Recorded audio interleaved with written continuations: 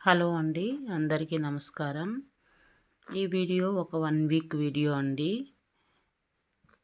ఈ వీడియో ఏంటంటే, నేను ఒక 2 months వరకు పాల మీద మీగడ తీసి పెట్టానండి.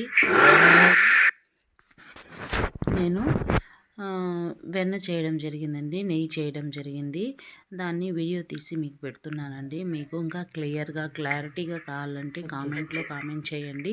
ఇంకా క్లారిటీగా ఈసారి నేను వీడియో తీసి పెడతానండి. వెన్న చేసేటప్పుడు నెయ్యి ఎలా చేసుకోవాలి ఏంటి అనేది చాలామందికి తెలుసండి. కాకపోతే ఇంకా సులభమైన పద్ధతిలో ఎలా తీసుకోవాలనేది నేను చెప్తానండి. మనం ఇంట్లో నుంచి వెన్న తయారు చేసుకోవడం చాలా మంచిదండి. ఎందుకంటే బయట నుంచి తెచ్చుకునే వెన్న చాలా వరకు కల్తీ చేసి ఉంటుందండి.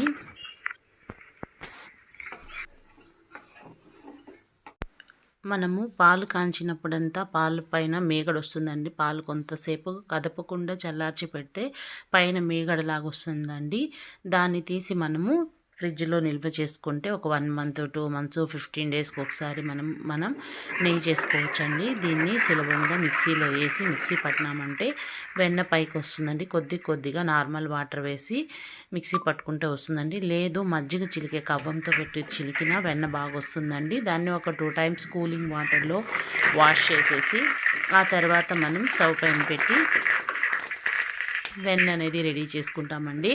ఆ వెన్నని స్టవ్ పైన పెట్టి ఇట్లా నురగ వచ్చేంత వరకు బాగా ఒకసారి పొంగు బాగా నురగ పైకి వస్తుందండి. అంతవరకు మనం బాగా కాచినామంటే మనకే అర్థమైపోతుందండి వెన్న రెడీ అయ్యింది అనేసి. ఆ నురగ వచ్చేటప్పుడు మనము తమలపాకు కానీ కరివేపాకు కానీ ఇలాంటివి ఏమైనా కొద్దిగా సాల్ట్, కొంచెం మెంతులు ఇవి కొద్దిగా వేసినామంటే మనకి ఆ ఫ్లేవర్స్ అనేది బాగుంటుందండి. నెయ్యికి ఆ ఫ్లేవర్ బాగా పడుతుంది. ప్లస్ కరివేపాకు వేసినప్పుడు చిటపట ఉంటుందండి. ఆ చిటపట అన్నప్పుడు మనకి వెన్న రెడీ అయ్యిందని అర్థమండి. ఈ వీడియో కానీ మీకు నచ్చినట్లయితే ఐ హోప్ కామెంట్ చేయండి.